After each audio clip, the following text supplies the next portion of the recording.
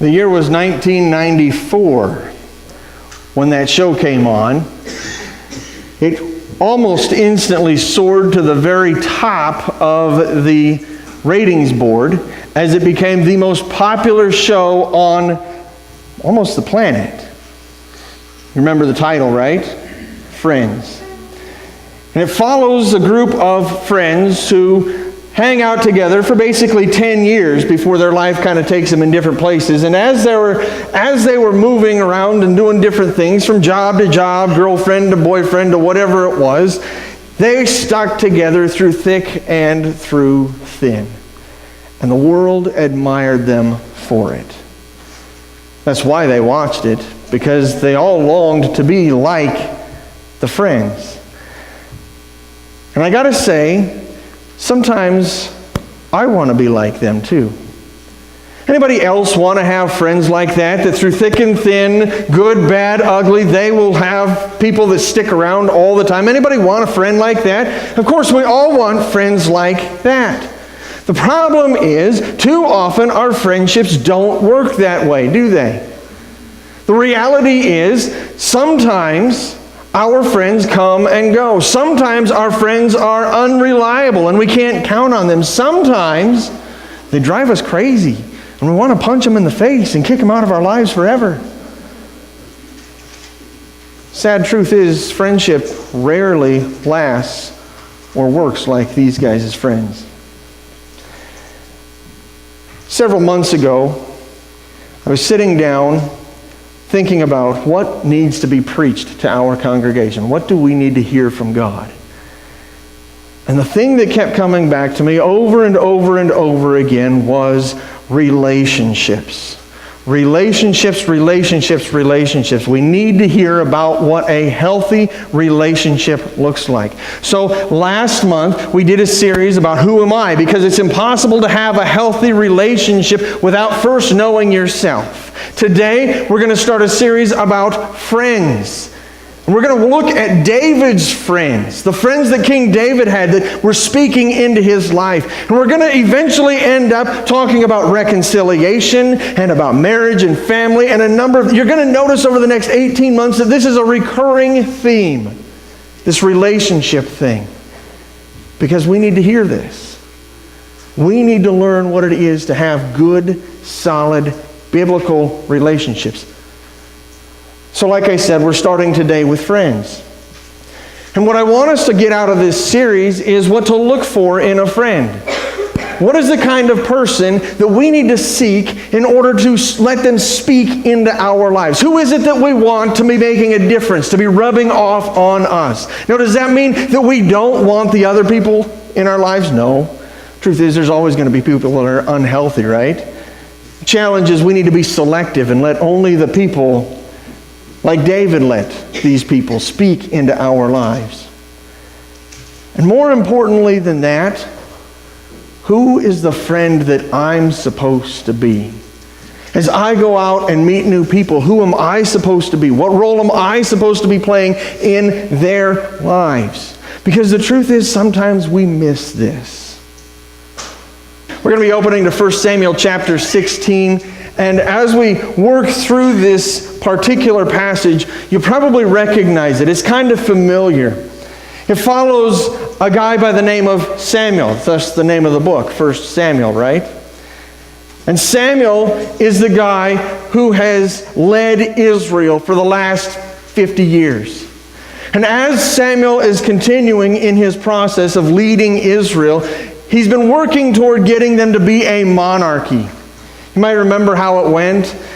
The people said, we want a king. And so Samuel said, I don't think that's a good idea. A king is going to be mean to you, and a king's going to take your stuff, and a king, you just don't want a king. And they said, no, we really want a king. And so God said, okay, give them a king. If they really want it, they can have a king. So they gave him Saul. Saul was nice for a while. But Saul ended up being kind of a crazy person. You ever know a crazy person? Saul's the kind of crazy person, right? I mean, there's stories where Saul goes out and kills a whole bunch of people and he leads the armies and he's great and he's an awesome hero and all that stuff. But then there's other stories where a guy's standing across the room playing the harp for him and all of a sudden he hurls a spear at the guy. Yes! Talk about crazy. I mean, the dude's dingy. Saul ended up getting rejected as king. And so God appointed another. And 1 Samuel 16 is the story of how that all worked out. If you have your Bible with you, we're going to be looking through verses 1 through 13, but we're going to focus for just a moment here on verses 1 through 3. So here we go. 1 Samuel 16, 1 through 3 says, "The Lord said to Samuel, 'How long are you going to mourn for Saul, since I have rejected him as king over Israel? I want you to fill your horn with oil and go. I'm sending you to Jesse of Bethlehem, because I have selected a king from his sons.' Well, Samuel asked, 'How can I go? Saul will hear about it and kill me.' And the Lord answered, 'Take a young cow with you and say, I have come to sacrifice to the Lord. Then invite Jesse to the sacrifice, and I'll let you know what you're supposed to do. You're to anoint for me the one I indicate to you.'" I want you to notice the command that God gave to Samuel. It's actually kind of a two-part command. The first part was, fill your horn with oil and go, right? Now that's significant because oil was used for a variety of things. It was used for cleaning, it was used for medicine, it was used for religious consecration. The ESV Archaeological Bible says that there are no other examples carrying anointing oil in an animal's horn, though. For any of those purposes, you don't put oil in a horn and carry it around. Why would you? It doesn't make any sense. I mean, that's a perfectly normal thing. Everybody uses oil in this way, so you just carry it around and you use it for those sorts of things. No. Why did Samuel have to put the oil in the horn? Well, the implication is that Samuel was supposed to be carrying this oil clandestinely, in secret. Given the variety of uses for oil in the ancient world, this would seem strange unless this particular oil was going to be used to anoint the new king. That was one of the major purposes of oil. You found a guy you wanted to be king and you poured it over his head. And there's no other reason to carry it secretly unless that's what Samuel's supposed to be doing. Indeed, that's exactly what God intended for Samuel to do, right? He said, I have selected a king. You're to anoint the one I tell you. And I got to say, there's just one problem with this. Israel already had a king. His name was Saul. In 1 Samuel chapter 10, Samuel had anointed Saul as king. Later in the same chapter, Saul passed his first test as king, and the people rallied to him. They endorsed his kingship. But in 1 Samuel 13, God had rejected him when he failed to wait for Samuel to make an offering on the eve of a big battle with the Philistines. See, kings were not supposed to make offerings. That was the job of the prophets and the priests. That was their role. So Samuel said, wait for me, I'll take care of the sacrifice. But Saul jumped the gun and he did it himself. As if that wasn't bad enough, again in chapter 15, Saul defeats Agag, the king of Amalek, and then he was supposed to destroy everything and everyone. All of the people, all of the stuff, all of the livestock. But instead he took the best livestock for himself and his men. When Samuel showed up, he's like, what in the world, dude? You're supposed to kill them all. Everything is supposed to be destroyed. Why do we have cattle? Why do we have pigs? Why do we have sheep? What is all this stuff doing here? As a result, God reaffirmed Saul was out. Thing is, Saul wasn't exactly happy about that. I think about that for a second. If you were the king and all of a sudden God shows up and says, you're done, you're out, would you be happy about this? No, not so much. Problem is, God didn't just smite Saul. It's funny how God works. He doesn't always just take people out that he doesn't like. He kind of extends grace and lets us keep going until maybe we either change or hang ourselves. You know, that kind of a thing? Well, he does this with Saul. He kind of lets him keep going. And so here is Saul, still king, but he knows that his days are numbered. And I got to say, there are not many things that are more dangerous in this world than a king who knows someone is coming for his throne, right? He is constantly on the lookout. He becomes paranoid. He becomes so cautious that anybody who comes near him that even might challenge him, he immediately goes on the offensive. So Saul no doubt had people assigned to follow Samuel. Samuel's the guy that anointed him king. It's fair to assume that he's going to be the guy that anoints the next king. Saul says, I want you to follow Samuel. Make sure that wherever he goes, whatever he doesn't anoint anybody else king. And if he does anoint anybody else king, well, that's treason. What do you do to somebody who's convicted of high treason? You kill him. So if you see him trying to anoint somebody else, whack him. Ouch. Talk about a risk, right? I mean, here is Samuel. God has said, I want you to put oil in your horn so you can anoint somebody as king. I want you to go find that person and we're going to anoint him. And here's Samuel's looking out the window and he sees Saul's guys sitting right out there. He knows they're Saul's guys. They're not even trying to hide themselves. They're just standing out there waiting for him to leave the house and watch him and follow him wherever he goes and see what he does. And the moment he anoints anybody, he knows he's dead. This is a huge risk, isn't it? But you know what? Friends risk. Friends risk. I mean, Samuel risked his life. Truth is, we might risk our lives for our friends sometimes. Hopefully not very often. It kind of gets, boring if we're doing the same thing every day, day in and day out. Risk my life today, risk my life. That kind of gets dull after a while. So maybe more relevant is this. If we are willing to risk our lives for our friends, once or twice during our lives, what sort of things will we risk for them every single day?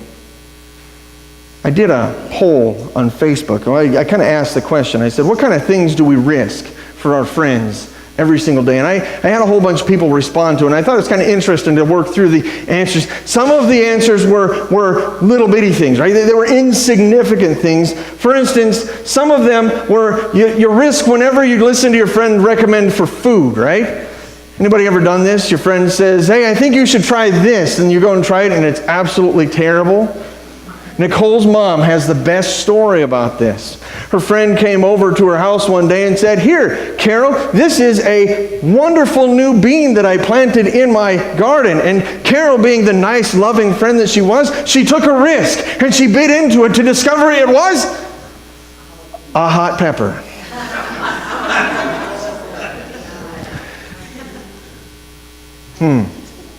Sometimes, usually, I hope, anyway, it goes better than that for you. But the truth is, we risk every day when we, sometimes when we take somebody's recommendation for food, we really are taking our lives into our hands, right?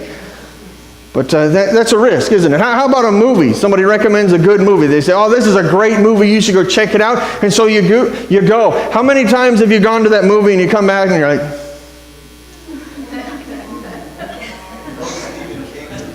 most Stephen King movies?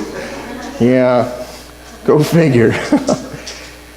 Truth is, though, in the grand scheme of things, those are pretty small risks, right? I mean, you didn't like the food, you didn't like the movie, fine. You keep going, you're still friends, that's okay. But some of the risks aren't so small, are they? Sometimes the risks that we take for our friends are a little bit bigger. For instance, whenever we reach out to someone in any way, we risk that they're going to reject us. Whenever we reveal something about ourselves to someone, we risk that they're going to share it with everybody else in the world, and so they're going to expose us in front of everybody else. We risk hurt feelings. We risk betrayal. We risk every time we take responsibility for something that we've done that wasn't quite right, and we step out and apologize. Boy, that's a risk, isn't it? I mean, the two hardest words in the English language are supposed to be, I'm sorry, right? If you've ever been married, you realize that, because husbands have a hard time with this. I won't say wives have a hard time with it, because my wife is amazing, and I love her very much, and I like being married to her. But the truth is, I'm sorry is very difficult no matter who you are, isn't it? Why is that? It's not because it's hard to say the words. They just kind of roll off your tongue. Problem is, you're taking a huge risk when you say it. What if they say, no, you're not? What if they, I don't want anything to do with you anymore? What if they smack you in the face, punch you in the gut, kick you to the curb? What if? Every time you apologize, you're taking a risk, aren't you? And that's kind of a big deal. But you know what? I think there's one bigger risk, the biggest of them all, is that of forgiveness. You understand what forgiveness is, right? It's me deciding that even though you have hurt me, I'm going to continue being your friend. I'm going to get past it. I'm going to try to have a relationship with you even though I've been hurt. Why is forgiveness so difficult? Why is it the biggest risk of them all? Well, it's the same reason your car insurance goes up after you've had an accident or got a speeding ticket. See, if someone has hurt you once, there's an elevated chance he or she's going to do it again. It'll be much easier to take risks if we knew we had a guarantee that we wouldn't get hurt. Am I right? Wouldn't it be easier to take a risk if we knew there's no way we're going to get hurt? It'd be so much easier to take a risk, wouldn't it? Some of you are looking at me, you're like, what are you talking about? That's not even a risk. And that's exactly the point, isn't it? When we know what's going to happen, when we have that guarantee, that's not really a risk at all. I want you to notice God does not give Samuel any assurance in these 3 verses. He says, fill your horn and go. Then I want you to anoint the other guy. The most God offers to Samuel here is put the oil in the horn. Take a young cow with you. Say, I've come to sacrifice. Commit high treason sneakily. That's the best God gives him, right? Do it sneakily so maybe nobody else, except they're watching you right outside the door there. What if Samuel's tale decided that was the day they were going to search him? And so they go through all of his stuff, and they open up his horn, and they tip it out, and they're like, ooh, why are you carrying oil? Oh. Would they find the oil? Would they see through his ruse? Would they decide he was up to something and relieve his shoulders of his head? Then again, if Samuel had assurance, it wouldn't be much of a risk, would it? See, friendship is taking these kinds of risks and countless others, day after day, year after year, just like Samuel did for David, just like Jesus did for me. You know, the Bible talks about how Jesus went to the cross to save him from my sins while I was still his enemy. I was a sinner. And he took that step so that I could be his friend. He took that risk. And he asks us to do the same thing, friends. Risk. So Samuel arrived in Bethlehem. And as he arrived in Bethlehem, we begin thinking to ourselves, okay, I know about this town, right? I mean, you all have heard of Bethlehem. It's in the Christmas story. Centuries later, this is where Jesus is going to be born. For right now, though, in Samuel's time, Jerusalem was still called Yevus. The reason it was called Yevus is because it was under the control of a bunch of people called the Jebusites. The Jebusites were Canaanites. And if you remember anything about your Israelite history, the Israelites were brought into the promised land with the command, drive them out, all of them. And yet here the Jebusites are still in control of this city that we'll eventually call Jerusalem, because the Israelites had neglected to push them out. Saul's capital was in a town called Gibeah. It was about a day's walk from Bethlehem. Think about that for a second. Walk for an entire day to get from town to town. And the bottom line here is that Bethlehem is kind of in the middle of nowhere. It makes sense then that the elders and everyone else in town took notice when Samuel arrived. I remember again, Samuel's the guy who had anointed the king, right? He's the one who picked Saul, and he's the one that's going to pick the next king. And if there's anyone in the kingdom that is going to attract more attention than the king, it's probably the kingmaker. That's who Samuel is, right? He's the kingmaker. So when he comes into town, everybody takes notice, especially in a quiet village in the middle of nowhere like Bethlehem. At least that's what Saul, the agents he had following Samuel, and the rest of Israel saw, a town in the middle of nowhere. Samuel, though, saw things a little bit differently. We see a hint of this, right? In the first 3 verses, God told him to go to Bethlehem. Why? Because in Bethlehem there's a guy named Jesse and his sons, and one of his sons is going to be king. So as soon as they were able, Samuel starts lining up Jesse's sons to examine them and figure out who's next. First came the oldest. His name was Eliab. Samuel thought for sure Eliab was the guy. I imagine he even started to reach for his horn, but in verse 7, God stopped him. He said, "Don't look at his appearance or his stature, because I have rejected Eliab." Then God said this, "Man does not see what the Lord sees. For man sees what is visible, but the Lord sees the heart." I'm going to paraphrase that just a little bit.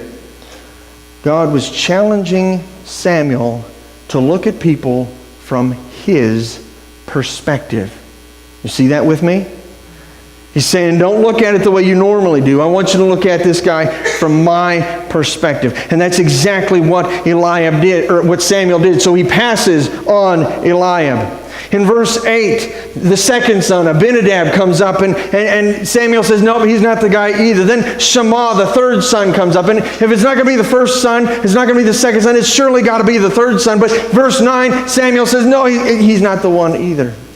7 times Samuel declined to anoint 7 of Jesse's sons, until there were none left.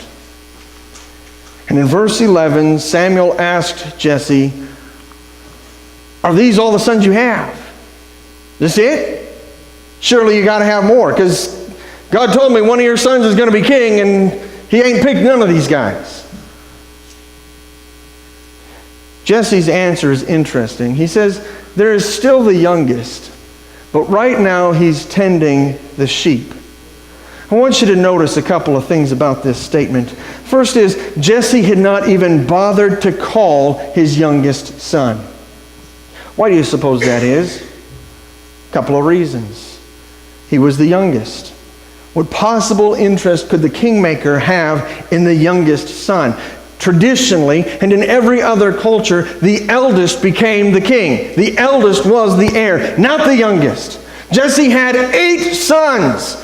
And if God wasn't going to be happy with the first one, surely the second, third, fourth, surely the 7th one would be good enough for God. Why bother with the 8th one? He's the oops, the extra of the family anyway. Second thing he says is he's tending sheep. You need to understand, tending the sheep was typically reserved for the youngest member of the family. In fact, often it was the job of the young girls. For example, Moses met his wife in Exodus 2 while she was tending her father's sheep. In other words, this was the job that was reserved for the least important members of the household, because nobody else wanted to do it. But as soon as the youngest sheep-tending son arrived, do you see what God said? God says, anoint him. He's the one. This one right here. I know he's number 8 in line. I know he was just out in the field tending. He's got grass stuck in his teeth. He's got grass stain on his pants. He kind of stinks a little bit, and he talks a little funny because he's been talking to sheep his entire life. Every now and then he slips in a bah. You do that pretty well. I trained hard. I mean, there's NFL players, and then there's me training for that. From a human perspective, Bethlehem was in the middle of nowhere. Eliab, or at least one of the other 7 brothers, should have been king, and David was a nobody who belonged in the field. But I want you to notice that friends seek God's perspective. They don't settle with what they think. They don't settle for what they see. They ask God, what do you see? I want to look past their face. I want to look past their body. I want to look past their skin into their heart. I want to see who they are on the inside. I want to see from your perspective, through your eyes. They look at people not through human eyes, but through God's. And they see what God sees, the heart. Friends seek God's perspective. And once they see it, they do something about it. As we come to the end of the passage, we get to verse 13, and we discover in verse 13 that Samuel took the horn of oil. He anointed David in the presence of his brothers, and the Spirit of the Lord took control of David from that day forward. Then Samuel set out and went to Ramah. Without any pomp or circumstance, without any great ceremony, Samuel anoints David and then just goes home. You know what's interesting about this? This is the first time in the Bible that we see David's name. This guy is going to become one of the most familiar faces in Scripture. He is a hero to the Israelite people, and it has taken us 16 chapters in the book of 1 Samuel alone to finally come across his name. Now, at the very center of the book, David is finally introduced in dramatic fashion, and in the same verse, Samuel anointed David as the next king of Israel. David, the youngest. Number 8, the oops. David, the sheep tender.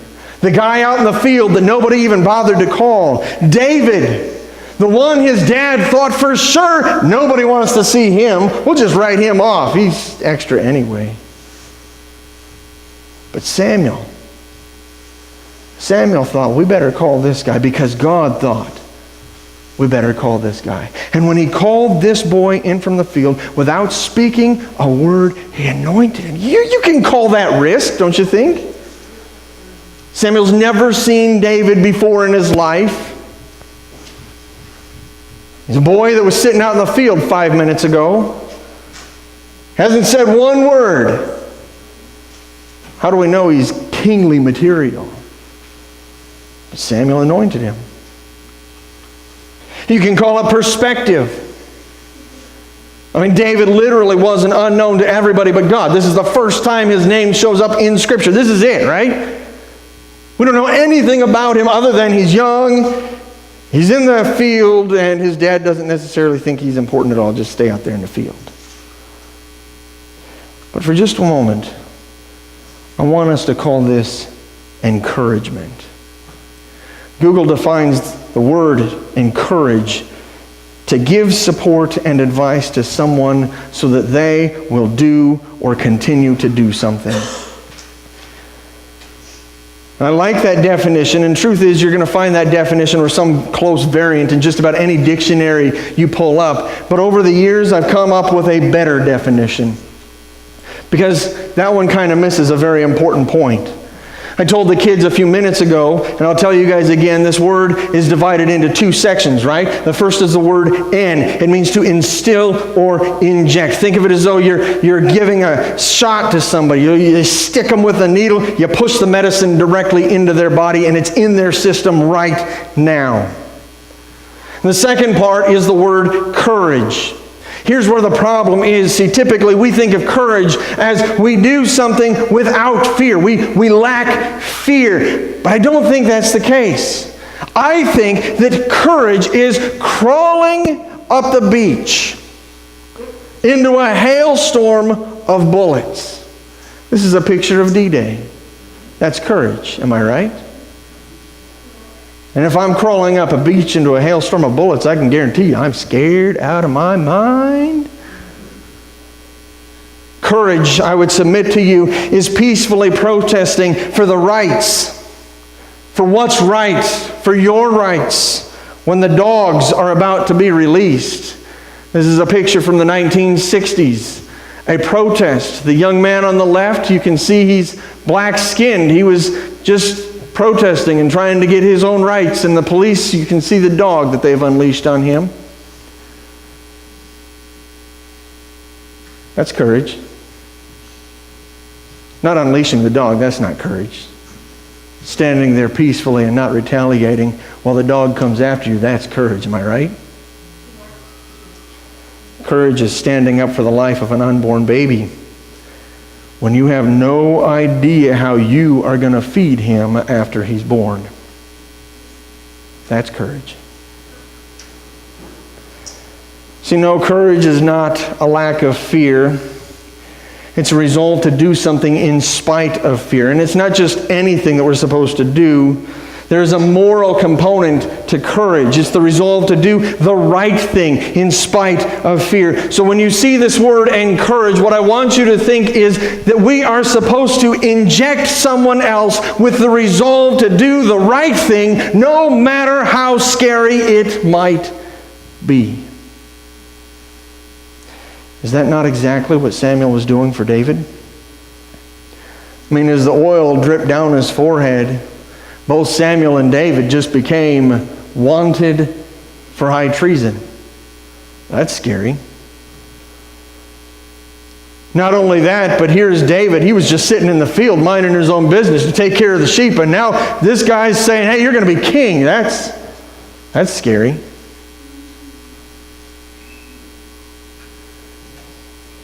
And yet as the oil dripped down his head, David was instilled with the courage to leave the sheep in the field, to leave his dad in Bethlehem,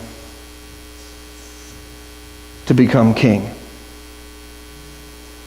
All of that, even though he was the youngest, even though he was a shepherd boy with no idea how to be a king. I mean, you're going from the lowest job in the household to the highest job in the land. You can't get much bigger than that, right? It probably meant Saul, who was already an accomplished warrior, was going to come after. And this is scary stuff. And yet Samuel poured the oil. And as it dripped down his forehead, without a word, Samuel communicated, I believe in you, David. The right thing is for you to be king. And yeah, it's scary as all get out. But you can do it. With God's help, you can do this. That's what I call encouragement. What I want us to see is ultimately the bottom line of this entire message is that friends encourage. We encourage friends to leave the status quo. What they've always done, the way things have always been in their lives. We say you got to get up and you got to pursue your calling in life instead. We encourage them to press on even as the battle of life rages around them. And for some of us, the battle is raging even now. We encourage them to do the right thing even when it's scary. Because let's face the facts here. Life is scary. And we all need somebody to encourage us. Problem is, too often, there's nobody around to get the job done. You know, the best way to ensure that there's an encourager near you at any given time is to be the encourager yourself.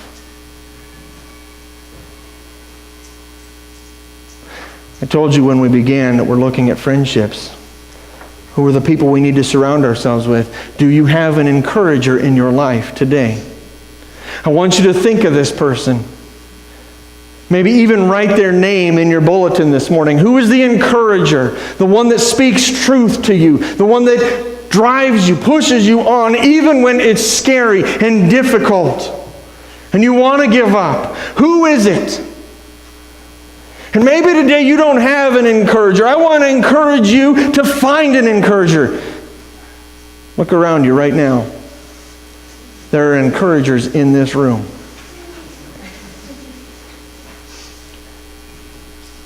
Maybe one of them will encourage you too. Now I want you to ask another question. Who are you encouraging? Who are you encouraging? Who is it that you are saying, good job, keep it up? This is the right thing to do, let's get it done. You can do it with God's help. Who is it that you are encouraging? And I want you to write that name or those names in your bulletin. And maybe today you're thinking, you know what? I don't know. I don't have anybody that I'm encouraging. I want you to look around this room again. Look at the person to your left. Look at the person to your right. Look at the back of the head in front of you. Turn around for just a moment and look at the face behind you.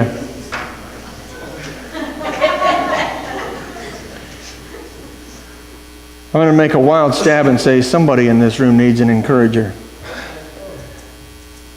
You can be it. Will you encourage those 4 people that are sitting right next to you? Will you continue to tell them, hey, this is the right thing to do? Because sometimes we need that reminder, am I right? Will you tell them, hey, with God's help, you can get this done? Will you push them on, even when it's scary? Will you instill them with the resolve to do the right thing, no matter what? Will you, my friend, be an encourager?